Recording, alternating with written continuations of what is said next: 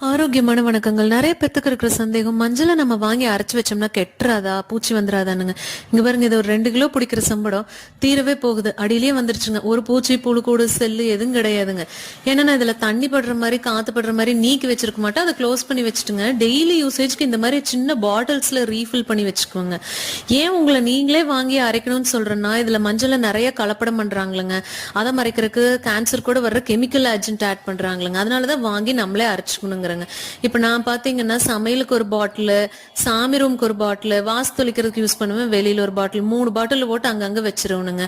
இந்த மாதிரி பேக்கெட்ஸையும் ஓப்பன்ல வச்சிருக்க கூடாதுங்க, கரெக்டா க்ளோஸ் பண்ணிடணும், இல்ல பூச்சி வரும். தரமான விரலி மற்றும் கிழங்கு மஞ்சள் ஹோல்சேல் ரேட்லயே வாங்கிக்கலாங்க. ஏன்னா நாங்க விவசாயம் கிட்ட இருந்து நேரடியா வாங்குறதுனால வாங்கி நீங்களே அரைச்சிக்கலாம். அரைக்க முடியாதவங்களுக்கு பவுடர் கிடைக்குங்க. 1/4 கிலோ 1/2 கிலோல இருந்து டன் கணக்குல வரைக்குமே ஸ்கிரீன்ல தெரியுற நம்பருக்கு கால் இல்லைன்னா வாட்ஸ்அப் பண்ணி ஆர்டர் பண்ணிக்கலாங்க. மறக்காம எங்களை சப்ஸ்கிரைப் பண்ணி